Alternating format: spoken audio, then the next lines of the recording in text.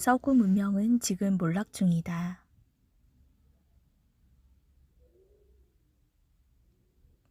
나토와 러시아가 강대강으로 대치하고 있다. 우크라이나 전쟁에서 미국과 러시아의 대리전은 단지 우크라이나의 전쟁으로 끝나지 않을 전망이다. 드디어 많은 사람들이 제3차 세계대전의 위험성을 경고하고 나섰다. 미국의 오만은 러시아를 해체하기 위한 극단적 전략으로 수백억 달러를 퍼붓고 있는데 전방위적으로 막다른 코너에 몰리게 되면 러시아는 이에 맞서 세계대전을 선포할 수 있다. 나토는 러시아를 벼랑 끝으로 몰아가고 있다. 이 때문에 전문가들은 현재의 궤적이 세계 3차 대전을 촉박시킬 것이라는 주장을 하고 있다. 러시아는 서방에 대한 선전포고를 앞두고 있다는 소문도 나돌고 있다. 푸틴도 우크라이나에서 젠틀한 특수작전 방식에 대해 군부가 반발하는 것으로 알려지고 있어 전쟁 방식을 변경하도록 압력을 받고 있다. 그도 그럴 것이 러시아는 우크라이나 사이의 두 나라 전쟁이 아니다. 러시아는 미국과 나토의 30개국과 전쟁을 하고 있다. 1대 30개국의 전쟁에서 러시아가 국가의 존립을 위해 취할 수 있는 패는 많지 않다.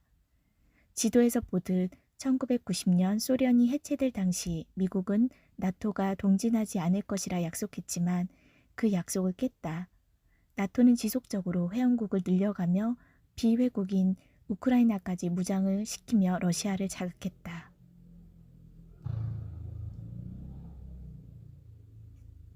나토는 러시아를 주권 국가로 존속시키는 것을 용납하지 않을 것이라는 결론에 도달했고, 러시아는 현재 나토 국가들과 전반적으로 실존적 위협에 직면해 있다. 러시아는 그동안 실존적 위협에 직면하지 않으면 핵무기를 사용하지 않겠다고 약속했지만 반대로 그러한 위협에 직면해 있다고 생각하면 서방과의 전쟁을 확대하는데 정당성을 부여하게 된다. 러시아가 전면적을 선포할 경우 특수군사작전만으로는 승리하기 어려울 것이다. 러시아는 금년 4월 히로시마 원자폭탄에 2000배 위력을 가진 차세대 대륙간 탄도미사일 사르맛을 시험 발사하였다. 사르맛은 최대 사거리가 18,000km로 유럽의 주요 도시를 3분 이내 타격할 수 있는 극초음속 미사일이다. 나토는 이를 사탄2라고 부르는데 사르맛 1기로 프랑스 전체를 완전히 초토화할 수 있다. 서유럽 국가들은 이 극초음속 미사일을 방어할 수단이 없다. 지금 나토의 우크라이나 지원을 보면 공존과 협상은 없어 보인다. 둘 중 하나를 패배시켜야 한다. 만약 러시아가 전쟁에 패배하면 미국은 다음 단계로 천문학적인 배상금을 요구할 것이다. 미국이 일으킨 이라크 전쟁이나 아프가니스탄에서는 수십만 명이 사망했지만 세계 언론은 미국을 비난하지 않았다. 시리아 내전도 마찬가지다. 이라크나 아프가니스탄을 쉽게 포기했지만 우크라이나는 왜 다르게 처신하고 있을까?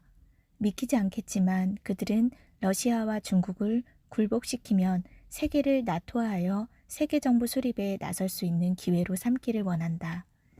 기후변화와 인구 감축에 대한 그들의 어젠다 일정에 따르면 그때가 온 것이다. 한편 바이든은 11월 선거에 승리하기 위해 모든 수단을 동원하고 있다. 한국이 피해를 보고 있지만 자국 우선 정책은 미국 입장에서는 잘하는 일이고 지지율도 높아졌다. 이제는 미국을 신뢰할 만한 우방으로 보기보다는 중립적인 스탠스를 취하는 것이 국익에 유리할 것이다.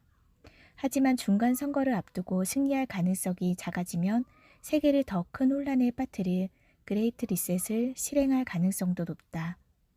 세계주의자들은 현대 서구 문명에서 민주화, 자유, 진실과 인간의 고유한 가치를 파괴하고 루시퍼와 사회주의 시스템을 확대하고 있다. 거의 예외 없이 정부, 미디어, 빅테크는 악의 뿌리를 둔 정책을 공공연하게 추진하며 동성애, 소아성애, 공립학교, 아동세뇌, 트랜스휴머니즘, 대량 검열, 통제와 복종, 대규모 감시, 사생활 침해, 에너지와 식량 위기 촉진, 미입국 허용, 아프가니스탄 철수, 가정 해체를 추진한다. 바이든의 정책들은 정말 놀랍지 않은가? 혹자는 바이든의 정부를 오바마의 세 번째 임기라 칭한다. 트럼프는 FBI의 압수수색을 받은 가운데 9월 7일 오바마와 미셸은 그들의 초상화가 백악관에 걸리는 이벤트를 공개했다. 종말에 도달할수록 최악의 지도자들이 등장한다. 그들은 미국의 정당이 하나만 있기를 바란다. 상하원 11월 선거를 중요하게 여기는 것도 의회를 통하여 법을 마음대로 바꾸어서 사회주의 체제를 도입할 수 있기 때문이다. 그들의 정책에는 상식이나 합리성, 민주적인 절차, 재정 건전성, 정의는 없어 보인다. 바이든은 LGBT 이념을 긍정하고 부정적 요소를 중단하도록 다른 나라들을 압박하기 위한 행정명령 1407호는 각성 캠페인으로 트랜스젠더 이데올로기를 완전히 채택하지 않는 국가들을 인권 침해국으로 분류할 수 있다.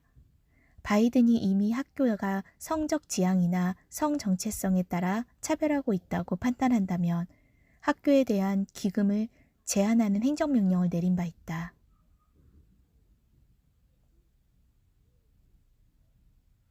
미국뿐 아니라 캐나다, 영국 등 유럽 국가들에게도 이런 사탄의 정책들이 확대되고 있다. 유럽은 장작으로 난방하는 중세시대로 회귀하는 중이다. 서유럽은 겨울을 위해 장작을 준비하고 있다. 장작이라니. 서유럽은 현재 총체적인 금융 붕괴에 직면해 있다. 유럽은 러시아의 전쟁 비용을 제한하기 위해 가스와 원유를 금지시키면서 에너지, 식량, 농업 분야에서 인플레이션을 촉발시켰다. 일부 국가들은 시민들을 더 통제하기 위해 배급제를 도입하고 있는데 올 겨울 시민들의 봉기를 염려하고 있지만 사실은 그런 상황을 유도하는 것처럼 보인다. 독일의 MWH당 전력 가격이 600유로로 작년보다 10배나 증가하였다. 노르웨이의 전력 가격도 1월 23유로가 700유로로 이상으로 폭등하였다. 만약 한국이 이런 상황이었다면 광화문에 얼마나 많은 사람이 몰려들었을지 생각만 해도 끔찍한 일이다. 스위스 정부는 현재 가정집을 섭씨 19도 이상으로 올리면 3년 징역형을 선고하겠다고 위협하고 있다. 또한 60도 이상의 물을 데우는 것은 형사 범죄에 해당한다. 미국도 CPI가 8.3%에 달해 시장에 쇼크를 주었고 연준은 연말까지 금리를 4%대까지 올릴 것으로 예상하고 있다. 이는 러시아 제재에 따른 가스 가격 상승에 따른 재발등 찍기에 기인한 것이다. 정치적 결정을 국민들의 생존권보다 우선하고 있다. 나토 국가들은 놀라운 속도로 자신들을 파괴하고 있다. 유럽은 미국의 덫에 걸려들어 자살 정책을 채택했다. 돈을 마구 찍어낸 부채 청산을 위해서도 그들은 그레이트 리셋이 필요하다. 서방 국가들이 불가항력을 선언함으로써 부채 문제를 해결할 것이라는 예측이 나오는 것도 이 때문이다. 혹자는 영국 여왕의 죽음은 서양 문명의 죽음을 의미한다고 지적했다. 여왕의 죽음은 이보다 더 시기적절할 수 없다는 것이다. 서구 문명은 지금 몰락 중에 있다. 그러나 한편 전 세계의 나토와는 세계 정부를 출연하는 데 필요한 선행 조치다. 하나님이 보시기에 미국과 유럽은 함께 거짓으로 혐오스럽다. 하나님이 개입하실 것이고 사람이 예상할 수 없는 방식, 그들이 안전하다 할 때에 갑자기 일어난다. 남은 자들이 이 징조들을 보며 깨어나고 있다. 때가 때인지라 많은 사람들이 깨어나 기도와 예배에 참석하고 있다. 대부분의 사람들은 이 또한 정상으로 돌아올 것이라 예상하고 있지만 성경의 예언 때문으로 그럴 수 없을 것이다. 성경의 예언에 따라 세계가 심판의 방향으로 흘러가고 있기 때문이다. 우리에게 남은 시간을 계수할 수 없지만 깨어 있어 계속 분투해야 한다.